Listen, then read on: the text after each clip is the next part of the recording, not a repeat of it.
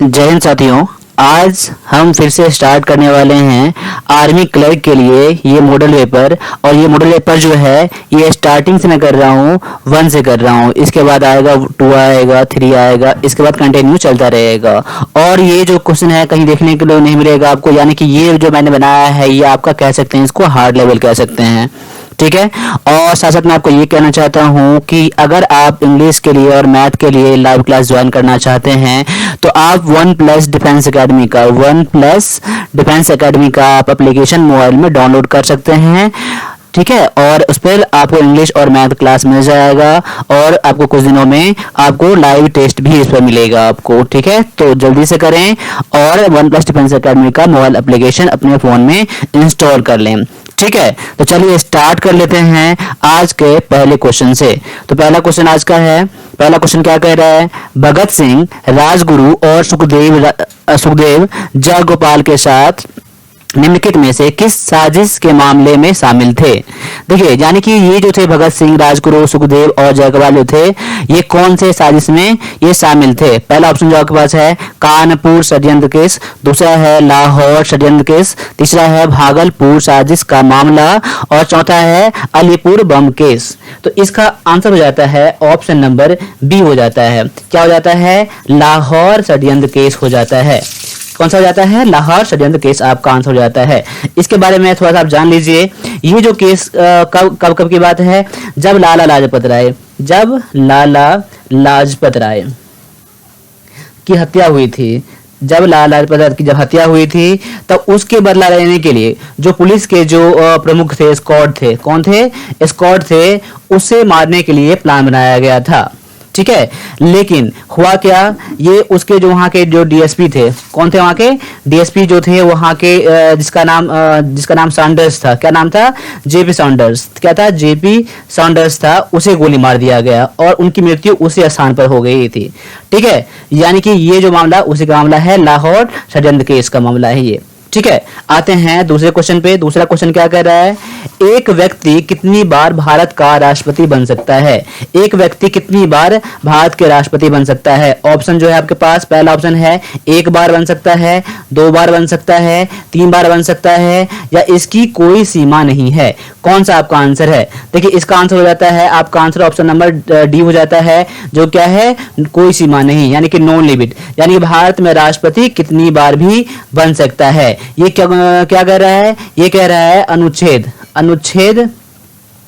57 कह रहा है। क्या कह रहा है, अनुच्छेद 57। या भी इसको याद कर लीजिए, इसको भी याद कर लीजिए। ये अनुच्छेद 57 कह रहा है अगर कोई व्यक्ति अगर एक बार भी राष्ट्रपति बन चुका है तो वो दोबारा कभी भी राष्ट्रपति बन सकता है, ठीक है। चलो अगले क्वेश्चन पर आते हैं। अगला क्वेश्चन जो कह रहा है, सबरीमाला निम्नलिखित में से किस राज्य में स्थित है। सबरीमाला जो है कौन से राज्य में स्थित है। ऑप्शन है केरल, आंध्र प्रदेश, तमिलनाडु, ओडिशा। तो इसका आंसर हो जाता है ऑप्शन नंबर ए हो जाता है। क्या हो जाता है, ये केरल, यानी सबरीमाला जो है ये है केरल में। तो सबरीमाला है क्या, ये हिंदू का, ये क्या है, ये हिंदू का तीर्थ स्थल है। किंतु क्या है, हिंदू का तीर्थ स्थल है सबरीमाला, ठीक है। चलो आगे बढ़ते हैं। अगला क्वेश्चन जो है, अंतर्राष्ट्रीय हॉकी महासंघ का मुख्यालय कहां पर स्थित है। अंतर्राष्ट्रीय हॉकी महासंघ का मुख्यालय कहां स्थित है। ऑप्शन है लुसाने, बर्लिन, एम्स्टर्डम, लंदन। तो कहां है इसका आंसर, इसका हेडक्वार्टर यानी मुख्यालय कहां पर है। इसका आंसर है ऑप्शन नंबर ए है, जो क्या है, लुसाने में है। कहां पर है, लुसाने में है, ठीक है। यानी ऑप्शन नंबर ए आपका करेक्ट आंसर यहां पर है, ठीक है। चलो आगे बढ़ते हैं। अगला क्वेश्चन है, जनता के बीच कोविड-19 के बारे में जागरूकता फैलाने के लिए भारत का कौन सा राज्य रोबोट का उपयोग करता है। यानी कि भारत का कौन सा राज्य है जो कोविड-19 की जागरूकता फैलाने के लिए रोबोट का उपयोग कर रहा है अभी, ठीक है। तो ऑप्शन आपके पास जो है आंध्र प्रदेश, तेलंगाना, केरल और ओडिशा। कहाँ है, ओडिशा। यानी कि आपका आंसर इसमें से कौन सा हो जाता है, आपका आंसर यहाँ पर हो जाता है ऑप्शन नंबर सी हो जाता है, जो क्या है, केरल है, ठीक है। ये कहाँ पर अभी लगाया गया है रोबोट को, ये कोच्चि में लगाया गया है। कहाँ लगाया गया है, ये कोच्चि में लगाया गया है, ठीक है। अब देखिए रोबोट का इसमें काम क्या है, रोबोट का काम क्या है, देखिए लोगों को मास्क पहनाना है, लोगों को एक क्या है, एक लोगों को इसके बारे में बताना होता है। और एक जो है इसमें रोबोट जो है ये क्या सैनिटाइजर भी लोगों को देता है, सैनिटाइजर भी देता है, नैपकिन देता है, मास्क बांट रहा है ये रोबोट, ठीक है। और दूसरा रोबोट क्या कर रहा है, जो कि कोविड-19 के बारे में जो भी क्वेश्चन है वो क्वेश्चन का आंसर दे रहा है। ये यानी कि दो रोबोट यहाँ पर है, दो रोबोट बनाया गया है, ठीक। एक तो है जो कोविड-19 के बारे में और आंसर दे रहा है, उसका उत्तर दे रहा है। दूसरा रोबोट क्या कर रहा है, तो ये सैनिटाइजर बांट रहा है, सैनिटाइजर नैपकिन बांट रहा है लोगों को, मास्क भी पहना रहा है, ठीक है। तो आपका आंसर यहाँ पर हो जाता है कौन सा, ऑप्शन नंबर सी हो जाता है, ठीक है। आगे बढ़ते हैं, अगला क्वेश्चन है विटामिन डी की कमी के कारण होते हैं, यानी विटामिन डी के कमी के कारण कौन सा रोग होता है, रिकेट्स, रतौंधी, घेंगा और उपयुक्त में से कोई नहीं। तो आपका आंसर यहाँ पर क्या हो जाएगा, आपका यहाँ पर आंसर हो जाएगा ऑप्शन नंबर ए हो जाएगा। क्या हो जाएगा, रिकेट्स, यानी विटामिन डी के कारण से कौन सा रोग होता है, तो रिकेट्स होता है। क्या होता है, रिकेट्स होता है। ये क्या ज्यादातर बच्चों में होता है, कहाँ पर होता है, ये ज्यादातर बच्चों में ये हो रहा है, ठीक है। आगे बढ़ते हैं, अगला क्वेश्चन है रैफलेशिया। रैफलेशिया सबसे बड़े फूल वाला पौधा है। देखिए सबसे बड़ा, यानी कि क्वेश्चन आपका आता है सबसे बड़ा फूल कौन सा है, तो रैफलेशिया है, ठीक है। यानी कि अब क्या कर रहा है, यह दक्षिण पूर्व एशिया के कई हिस्सों में पाया जाता है। कहाँ पाया जाता है, ये दक्षिण पूर्व एशिया के कई हिस्सों में पाया जाता है। यह एक, यानी कि ये क्या है, क्या मैनग्रोव पौधा है, या सजावटी पौधा है, या परजीवी पौधा है, या मांसाहारी पौधा है, ये क्या है। देखिए आपका आंसर यहाँ पर है कि ये है आपका परजीवी पौधा है। कैसा है, कह सकते हैं रैफलेशिया जो है यह क्या है, परजीवी पौधा है। देखिए जो क्वेश्चन कर रहे हैं आप, इसका आप नोट जरूर बना लेना, इसका आप नोट जरूर बना लेना, ठीक है। ये क्वेश्चन आपको कहीं नहीं मिलेंगे, आपको ये क्वेश्चन जो है ये बेस्ट क्वेश्चन में से एक क्वेश्चन मैंने लाया है आप लोगों के लिए, ठीक है। सारा क्वेश्चन यानी खुद से तैयार किया यहाँ पर, ठीक है। और जल्दी जल्दी आप लोगों के लिए आपको क्रैक का टेस्ट भी मिल जाएगा, यानी कि पीडीएफ के फॉर्म में आपको सेट भी मिल जाएगा, ठीक है। मॉडल पेपर होगा, यानी कि प्रैक्टिस पेपर आपका होगा ये, ठीक है। चलो आगे बढ़ते हैं, अगला क्वेश्चन है रेडियोथेरेपी में अल्फा विकिरण का उपयोग नहीं किया जाता है, यानी कि अल्फा विकिरण का उपयोग नहीं किया जाता है। ऐसा क्यों उपयोग इसका नहीं किया जाता है। पहला ऑप्शन जो आपके पास है, यह एक आयनकारी विकिरण है। दूसरा ऑप्शन में कह रहा है यह मानव त्वचा में प्रवेश करने में असमर्थ है। अगला है यह मानव ऊतकों के लिए जहरीला है। चौथा है यह लागत प्रभावी नहीं है, ठीक है। यानी देखिए आप रेडियोथेरेपी का अल्फा विकिरण का इसलिए प्रयोग नहीं किया जाता है क्योंकि यह मानव त्वचा में प्रवेश नहीं कर सकता है, इसीलिए इसे अल्फा विकिरण का प्रयोग नहीं किया जाता है। ऑप्शन नंबर बी जो है आपका आंसर बिल्कुल करेक्ट है, ठीक है। आगे बढ़ते हैं, अगला क्वेश्चन है निम्नलिखित में से कौन सा एक समान वृत्तीय गति में पिंड के लिए बदलता रहता है, यानी एक वृत्तीय गति होता है, इसमें से क्या है जो ये क्या हमेशा बदलता रहता है, यानी पिंड में जो घूमता है ना ये, उसमें हमेशा बदलता है। तो क्या गति बदलता रहता है, क्या आयाम बदलता रहता है, क्या वेग, क्या त्वरण, यानी इसमें से कौन सा है, यानी कौन सा है या कौन सा है, ये आपका आंसर इसमें से हो सकता है जो ये वृत्तीय गति में पिंड के लिए बदलता रहता है। ऑप्शन नंबर देखिए, मैं इसका आंसर डायरेक्टली बता रहा हूं, इसका आंसर होता है वेग और त्वरण, यानी कि देखिए वृत्तीय गति में पिंड के लिए वेग और त्वरण बदलता रहता है, यानी कि आपका आंसर है ऑप्शन नंबर सी जो है आपका आंसर बिल्कुल करेक्ट है, क्योंकि 3 और 4 आपका आंसर यहाँ पर, ठीक है। चलो अगला है इलेक्ट्रॉन की खोज करने वाले पहले वैज्ञानिक कौन थे, इलेक्ट्रॉन की खोज करने वाले प्रथम वैज्ञानिक कौन थे। पहला ऑप्शन है Albert Einstein, Isaac Newton, JC. Bose और जे.जे. थॉमसन, यानी इसमें चार वैज्ञानिक हैं। चार वैज्ञानिक में से कौन है जो सबसे पहले इलेक्ट्रॉन की खोज किया था। देखिए तो आपका आंसर यहाँ पर हो जाता है ऑप्शन नंबर डी हो जाता है, जो क्या है जे.जे. थॉमसन जो है इलेक्ट्रॉन के सबसे पहले खोज करने वाले वैज्ञानिक है, ठीक है। ऑप्शन नंबर डी जो है आपका आंसर यहाँ पर बिल्कुल करेक्ट है, ठीक है। चलो आगे है लेंस की शक्ति को निम्नलिखित में से किस इकाई में मापा जाता है। लेंस की शक्ति को पावर ऑफ लेंस की शक्ति को किस में मेजर किया जाता है। ऑप्शन है मीटर, डायोप्टर, लूमिन और वाट। तो आपका आंसर यहाँ पर क्या हो जाएगा, ऑप्शन नंबर बी हो जाएगा। क्या हो जाएगा, डायोप्टर, यानी कि लेंस की क्षमता को मापने के लिए डायोप्टर का प्रयोग किया जाता है। ऑप्शन नंबर बी जो है आपका आंसर यहाँ पर बिल्कुल करेक्ट है। तो चलिए अगले क्वेश्चन की तरफ बढ़िए। अगला क्वेश्चन क्या कर रहा है, निम्नलिखित में से किसे क्विक लाइम के नाम से जाना जाता है। क्विक लाइम के नाम से किसे जाना जाता है। ऑप्शन है CaO, CaCO2, CaOH2, CaCl2। यानी कि देखिए आपका आंसर यहाँ पर ऑप्शन नंबर ए जो है ये बिल्कुल करेक्ट है, जो क्या है तो CaO है, यानी इसको क्या कहते हैं, इसको कहते हैं कैल्शियम ऑक्साइड। क्या कहते हैं, कैल्शियम ऑक्साइड कहते हैं। क्या कहते हैं, कैल्शियम ऑक्साइड कहते हैं, यानी कि CaO को कहते हैं। ठीक है, यानी कि इसको देखो, एक तो कहता है क्विक लाइम कहा जाता है। क्या कहा जाता है, क्विक लाइम, क्विक लाइम कहा जाता है। ठीक है, और दूसरा क्या, इसे कहा जाता है बर्न्ट लाइम भी कहा जाता है। क्या कहता है, बर्न्ट लाइम भी कहा जाता है इसे। ठीक है, चलो बढ़ते हैं अगले क्वेश्चन की तरफ। अगला क्वेश्चन में क्या कह रहा है, कोयला गैस का सबसे बड़ा घटक कौन सा है। कोयला गैस का सबसे बड़ा घटक कौन सा है। देखिए ऑप्शन पहला जो है मीथेन है, हाइड्रोजन है, कार्बन डाइऑक्साइड है और कार्बन मोनोऑक्साइड है। तो यानी कि कोयला गैस का सबसे बड़ा घटक जो होता है ये होता है हाइड्रोजन। क्या होता है, हाइड्रोजन होता है। ऑप्शन नंबर बी जो है आपका आंसर बिल्कुल करेक्ट है। इसको आप ये भी देख लीजिए, यानी कोयला गैस में क्या क्या होता है। सबसे पहले क्या होता है, हाइड्रोजन होता है। क्या होता है, हाइड्रोजन होता है, जो कि कितना होता है इसमें 50% होता है। क्या होता है, हाइड्रोजन 50% होता है। इसमें मीथेन भी होता है। क्या होता है, मीथेन भी होता है, लेकिन मीथेन कितना होता है, तो 35% होता है। और इसमें मीथेन आपका एक हो गया, आपका एक हाइड्रोजन, मीथेन और कार्बन मोनोऑक्साइड भी होता है। क्या होता है, कार्बन मोनोऑक्साइड कितना होता है, कि कार्बन मोनोऑक्साइड इसमें होता है 10% होता है। क्या होता है, 10% होता है। और एक और इसमें होता है जो कि क्या होता है, एथिलीन होता है। क्या होता है, एथिलीन होता है, जो कितना होता है 5% होता है। कितना होता है, 5%। यानी कि सबसे बड़ा जो घटक होता है, सबसे बड़ा हिस्सा जो होता है किसका होता है, तो हाइड्रोजन का होता है। किसका होता है, 50% होता है। इसलिए आपका आंसर क्या हो जाएगा, ऑप्शन नंबर बी आपका आंसर यहाँ पे बिल्कुल करेक्ट है। अगले क्वेश्चन की तरफ बढ़िए। अगला क्वेश्चन क्या कर रहा है, अमोनिया क्लोराइड और नमक के मिश्रण को अलग करने के लिए कौन सी विधि सबसे उपयुक्त होगी। यानी कि अमोनिया क्लोराइड और नमक के मिश्रण को अलग करने के लिए कौन सा विधि सबसे अलग होता है। पहला ऑप्शन है वाष्पीकरण, ऊर्ध्वपातन, सरल आसन या आसवन या फिर उपयुक्त सभी। देखिए इन दोनों को अलग करने के लिए जो विधि प्रयोग किया जाता है ये क्या जाता है, ऊर्ध्वपातन किया जाता है, यानी कि सब्लिमेशन किया जाता है। ऑप्शन नंबर बी जो है आपका यहाँ पर आंसर बिल्कुल करेक्ट है। ठीक है, अगर नहीं पता इसका आंसर तो इसका आप नोट बना के जरूर रखें, इसका रिवीजन जरूर करें। और क्लास अच्छा लग रहा है तो क्लास को लाइक शेयर जरूर करें और चैनल पहली बार चैनल को सब्सक्राइब भी आप जरूर करें। और इंग्लिश क्लास आप ज्वाइन कर सकते हो हमारे साथ, और कोई प्रॉब्लम अगर है तो आप इस नंबर मुझे आप कांटेक्ट भी कर सकते हो। आर्मी क्लर्क के लिए आप ई बुक भी ले सकते हो आप इस नंबर पर कांटेक्ट करके।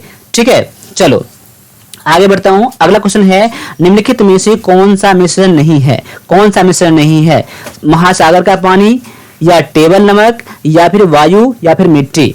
देखिए आपका आंसर यहाँ पर हो जाएगा ऑप्शन नंबर बी हो जाएगा, जो क्या हो जाएगा, टेबल नमक। टेबल नमक क्या है, एक मिश्रण नहीं है। टेबल नमक यानी कि जो हम लोग खाते हैं वो क्या है, किसी चीज का मिश्रण नहीं होता है। ऑप्शन नंबर बी जो है आपका आंसर बिल्कुल यहाँ पर करेक्ट है। चलिए ठीक है, अगला क्वेश्चन कह रहा है, निम्नलिखित में से कौन सुरक्षा गोपनीयता जोखिम नहीं है। इसमें से कौन सा है जो कि क्या है, सुरक्षा गोपनीयता जोखिम नहीं है, यानी कि इसमें रिस्क नहीं है, बिल्कुल रिस्क नहीं है। क्या स्पैम से रिस्क नहीं हो सकता है, वायरस, हैकिंग, फिशिंग। यानी ऑप्शन नंबर ए जो है आंसर बिल्कुल यहाँ पर करेक्ट है, जो क्या है, एक स्पैम जो होता है क्या होता है, जोखिम नहीं होता है। ठीक है, देखिए वायरस तो होता है जोखिम जानते हैं आप लोग, हैकिंग भी जोखिम होता है और फिशिंग भी जोखिम होता है। फिशिंग मतलब क्या होता है, एक हैकिंग करने का तरीका होता है। और क्या होता है, स्पैम जो होता है ये क्या होता है, एक मेल होता है। क्या होता है, जंक मेल होता है, जिस मेल को हम लोग नहीं चाहते हैं वो मेल बहुत ज्यादा भेज दिया जाता है, वो कहाँ चला जाता है, स्पैम में चला जाता है। स्पैम क्या है, एक तरह से ईमेल है। ठीक है, चलो आगे बढ़ते हैं। अगला क्वेश्चन है, निम्नलिखित में से कौन आपके कंप्यूटर के हार्ड डिस्क में वायरस का सबसे आम स्रोत है। यानी कंप्यूटर के हार्ड डिस्क में सबसे ज्यादा जो वायरस आता है वो किसके कारण आता है, आने वाले ईमेल के द्वारा होता है, या आउटगोइंग मेल यानी जो हम लोग मेल भेजते हैं उसके द्वारा होता है, या CD रोम के द्वारा होता है, या वेबसाइट के द्वारा होता है, वेबसाइट। देखिए तो इसका आंसर है, सबसे बेस्ट इसका आंसर है ऑप्शन नंबर ए जो है, क्या होता है, आने वाले ईमेल के द्वारा सबसे ज्यादा जो वायरस का खतरा होता है किसके द्वारा होता है, तो जो हम लोग ईमेल प्राप्त करते हैं फोन में या कंप्यूटर में उसके द्वारा होता है। ऑप्शन नंबर ए जो है आंसर यहाँ पर बिल्कुल करेक्ट है। अगला क्वेश्चन है, निम्नलिखित में से कौन एक सर्च इंजन नहीं है। निम्नलिखित में से कौन एक सर्च इंजन नहीं है। ऑप्शन है Google, Baidu, wall from alpha और याहू। तो कौन सा एक सर्च इंजन नहीं है? क्या ऑप्शन नंबर सी जो है क्या है एक वोल्फ्राम अल्फा जो है एक सर्च इंजन नहीं है? क्या है? सर्च इंजन नहीं है। यानी कि गूगल भी क्या है एक सर्च इंजन है जो हम लोग सर्च करते हैं, बताता है हम लोगों को। एक बैडू भी सर्च इंजन है, याहू भी सर्च इंजन है, लेकिन ये जो है वोल्फ्राम अल्फा जो है एक आंसर देने के लिए, कंप्यूटर में इसका यूज होता है, लेकिन ये आंसर के देने के लिए एक नॉलेजेबल टूल होता है ये। ठीक है, ऑप्शन नंबर सी जो है आपका आंसर बिल्कुल करेक्ट है, जो कि और ये क्या है सर्च इंजन नहीं है। आगे बढ़ता हूं, अगला क्वेश्चन में क्या कर रहा है, निम्नलिखित में से कौन कंप्यूटर की अंकगणितीय क्षमता नहीं है? अंकगणितीय क्षमता कौन सा नहीं है? देखिए जोड़ और घटाव होता है अंकगणितीय, यानी कि अर्थमेटिक कैपेबिलिटी में होता है, गणना भी होता है, कैलकुलेशन भी होता है, तो कॉपी पेस्ट नहीं होता है। कॉपी पेस्ट क्या होता है? नहीं होता है, तो इसमें बोल रहा है नहीं है। ठीक है, आपका आंसर क्या हो जाएगा? ऑप्शन नंबर सी जो है आंसर यहाँ पे बिल्कुल करेक्ट है। ठीक है, ऑप्शन नंबर सी। ठीक है, आगे है निम्नलिखित में से कौन सा उपकरण ग्राफिक दस्तावेज का अस्थायी मानवीय पाठ तैयार करता है? कौन सा ऐसा है जो क्या होता है, जो ह्यूमन बीइंग को यानी कि हम लोगों को पढ़ने के लिए दस्तावेज तैयार करता है? हेडफोन तैयार करता है, स्पीकर तैयार करता है, प्रिंटर, या उपयुक्त में से कोई नहीं? देखिए ऑप्शन नंबर सी जो है ये आंसर, इसका आंसर बिल्कुल करेक्ट हो जाएगा। प्रिंटर जो होता है हम लोगों के लिए पढ़ने के लिए जो पेज निकालता है उस पर जो छप के आता है तभी हम लोग पढ़ पाते हैं ना, ये प्रिंटर इसमें हेल्प करता है, इसलिए आपका आंसर क्या हो जाएगा? ऑप्शन नंबर सी आपका यहाँ पर आंसर बिल्कुल करेक्ट हो जाएगा। तो ये 5 क्वेश्चन थे अभी आपके कंप्यूटर के थे। अब आगे आते हैं मैथमेटिक्स का पार्ट बच जाता है 5 क्वेश्चन के लिए। अब देखिए सबसे पहला क्वेश्चन क्या कह रहा है, सबसे पहला जो क्वेश्चन कह रहा है इसका छूट की दर क्या है, यानी दर पूछा है, यानी कि रेट पूछा है। क्या पूछ रहा है आपसे? रेट पूछ रहा है। यदि एक कार जिसकी कीमत 4,000 रुपये थी और 3200 में बेच दिया गया, यानी 4,000 उसका कीमत था, उसे कितना बेचा गया? तो 3200 में बेचा गया, यानी 3,200 में बेचा गया। इसका परसेंटेज यानी कि छूट का परसेंटेज कितना था? तो छूट का परसेंटेज निकालने के लिए क्या करेंगे आप? मैं रेट किसका निकाल रहा हूँ? मैं डिस्काउंट का रेट निकाल रहा हूँ, आप समझ लीजिएगा।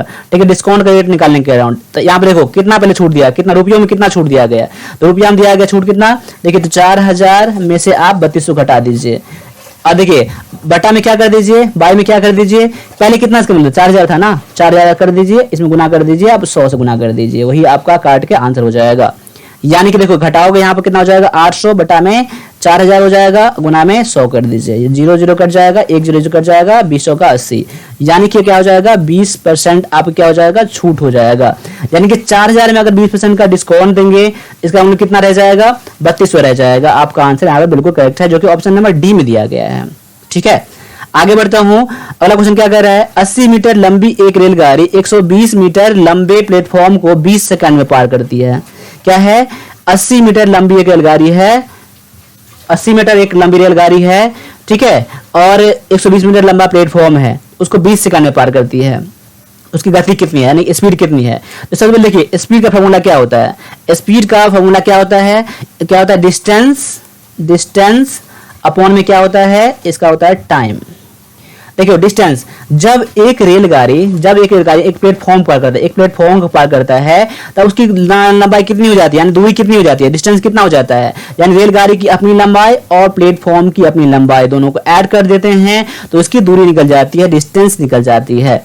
यानी कि 120 में आप कितना ऐड करोगे? 80 ऐड करोगे, यानी कि 200 क्या हो जाएगा? 200 मीटर आपका उसका ट्रेन की लंबाई हो जाएगा, यानी कि इसका दूरी हो जाएगा टोटल। यानी कि 200 बटा में टाइम तो दिया ही है मुझे, 20 सेकंड दिया है मुझे, 20 से भाग कर लीजिए, यानी भाग कितना हो जाएगा? 10 हो जाएगा, यानी कि 10 मीटर पर सेकंड आप क्या हो जाएगा? आंसर हो जाएगा। लेकिन देख लीजिए आपका आंसर दिया गया है किलोमीटर प्रति घंटा में दिया गया है, तो आप क्या कर लो? 10 मीटर पर सेकंड को 18 बटा 5 से गुना कर दोगे तो आंसर किस में निकल जाएगा? तो किलोमीटर प्रति घंटा में निकल जाएगा। 5 से काट दो, यानी 5 दूना 10, 18 दूना में 36 किलोमीटर प्रति घंटा क्या हो जाएगा? आपका आंसर हो जाएगा ऑप्शन नंबर डी में दिया गया है। ये समझ गए ना? यानी कि मीटर पर सेकंड को किलोमीटर प्रति घंटा में बदलने के लिए 18 बटा 5 से गुना कर देते हैं, लेकिन जब किलोमीटर प्रति घंटा रहेगा और मीटर पर सेकंड बदलना रहेगा तो इसे उल्टा करेंगे, यानी कि 5 बटा 18 से गुना करेंगे। याद रख लीजिएगा नोट बना के। ठीक है, चलो आगे है, एक घनाभ का आयतन ज्ञात कीजिए जिसकी लंबाई 10 सेंटीमीटर है, चौड़ाई 8 सेंटीमीटर है और ऊंचाई 6 सेंटीमीटर है। देखिए सबसे पहले लिख लीजिए घनाभ का आयतन का फॉर्मूला क्या होता है। घनाभ के आयतन का फॉर्मूला होता है लंबाई गुना चौड़ाई गुना में ऊंचाई होता है। यानी लंबाई दिया है 10, फिर 8, फिर 6 दिया है, इसे गुना कर दीजिए तो कितना हो जाएगा 480 सेंटीमीटर, यानी सेंटीमीटर है ना। अब देखो सेंटीमीटर सेंटीमीटर सेंटीमीटर यानी सेंटीमीटर क्यूब क्या हो जाएगा आपका आंसर, जो कि ऑप्शन नंबर ए में दिया गया है। तो आपका ऑप्शन नंबर ए जो है आंसर यहाँ पे बिल्कुल करेक्ट है। ठीक है, आगे बढ़िए। अगला क्वेश्चन है उमेश और नेहा की आयु का अनुपात 3:5 है। यदि उसकी आयु का योग 80 है तो 10 वर्ष बाद उसकी आयु क्या होगी। देखिए दोनों आयु का अनुपात इतना दिया गया है, उनके आयु के योग इतना दिया गया है, तो 10 वर्ष बाद उनकी आयु पूछ रहा है। देखिए एक का दिया है 3, एक का दिया है 5, यानी मान लेंगे कि उमेश का आयु कितना है 3x मान लूंगा मैं, यानी कि उमेश का आयु 3x मान लूंगा मैं, और नेहा का आयु कितना मैं मान लूंगा, नेहा का आयु मान लूंगा मैं 5x। यानी कि देखिए यानी 3x और 5x को ऐड करने पर यानी दोनों का योग कितना दिया 80 दिया है ना, 80 कर लीजिए। यानी कि 5 3 8x, 8x बराबर कितना हो जाएगा 80 हो जाएगा। अब 8 दें कि 80, यानी x बराबर कितना हो जाएगा 10, x स्क्वायर 10। यानी देखो यानी उमेश का माना था 3x ना, यानी 3 गुना में 10 कितना हो जाएगा 30 हो जाएगा उमेश की आयु, और नेहा का आयु मैंने 5x माना था, यानी कि 5 गुना में 10 हो जाएगा, x का वैल्यू 10 था 50। यानी कि अब उमेश का आयु 30 है और नेहा का आयु 50 है, लेकिन 10 वर्ष बाद पूछ रहा है मुझे ना। तो देखो तब नेहा उमेश का आयु कितना हो जाएगा 30 में से 10 जोड़ दो, यानी कितना हो जाएगा 40 हो जाएगा उमेश का आयु हो जाएगा, और नेहा का आयु कितना 50 है तो 10 ऐड करेंगे कितना 60 हो जाएगा ना। तो 60 क्या हो जाएगा नेहा की आयु हो जाएगा, यानी कि 40 और यानी 50 और 30 और 40 और 60 हो जाएगा, क्योंकि 30 था तो 40 हो गया, यहाँ 50 तो 60 हो गया, 40 और 60 आपका आंसर हो जाएगा ऑप्शन नंबर दिया गया, किस में दिया गया है ऑप्शन नंबर ए में दिया गया है। ठीक है, अब आगे बढ़िए। अगला क्वेश्चन है 16 पुरुष एक काम को 17 दिनों में पूरा करते हैं। 16 पुरुष 17 दिनों में काम पूरा करते हैं, तो 34 दिनों में पूरा करने के लिए कितने लोगों की आवश्यकता होगी। अब देख लीजिए यहाँ पर, इसको याद कर लीजिए M1 इंटू में D1, ठीक है, बराबर में M2 इंटू में D2। देखो M यानी कि कितने लोग पहले काम करते थे, 16 लोग काम करते थे, कितने दिन लगते थे 17 दिन लगते थे, और कितने लोग अभी काम कर रहे हैं पता नहीं है मुझे, तो इसको मैं M रहने देता हूं, और कितने दिन लग रहे हैं 34 दिन लग रहे हैं। अब जो होता है काट दीजिए यहाँ पर, यानी कि M बराबर कितना हो जाएगा, M या 34 इस तरफ आ जाएगा ना, यहाँ पर यहाँ जाएगा ना, बटा में जाएगा, यानी 16 गुना में 17 बटा में 34, 17 गुना में 34 2 से काटूंगा तो 8 हो जाएगा, यानी कि M बराबर कितना 8। यानी अब कितने लोग लगेंगे तो 8 लोग लगेंगे, गौर कर लीजिए, यानी कि 34 दिन पूरा करने के लिए 8 लोग लगेंगे, यानी कि आपका आंसर ऑप्शन नंबर ए आपका बी आपका आंसर बिल्कुल करेक्ट है। ठीक है, इस तरह से मैंने 25 क्वेश्चन कराया है, आगे मैं लाऊंगा 25 क्वेश्चन और लाऊंगा जो कि इंग्लिश का रहेगा। ठीक है, तो अगर आप इस चैनल को आप सब्सक्राइब नहीं किया तो सब्सक्राइब कर लीजिए, जो कि मैं आप लोगों के लिए आर्मी, क्लर्क, जीडी और टेक्निकल के लिए मैं क्लास लेके आता रहता हूं। बाद बाकी आप इंग्लिश क्लास या मैथ क्लास ज्वाइन करना चाहते हैं तो आप मुझे इस नंबर पर मुझे कांटेक्ट भी कर सकते हैं। ठीक है, और आप मोबाइल एप्लीकेशन डाउनलोड कर लीजिए OnePlus डिफेंस एकेडमी का, और livepada.com भी आप वीडियो कोर्स और भी इंफॉर्मेशन के लिए आप जा सकते हैं। ठीक है, तो आज की बस इतना रहने दीजिए, मिलते हैं अगले क्लास में, तब तक के लिए सभी से एक बार जय हिंद।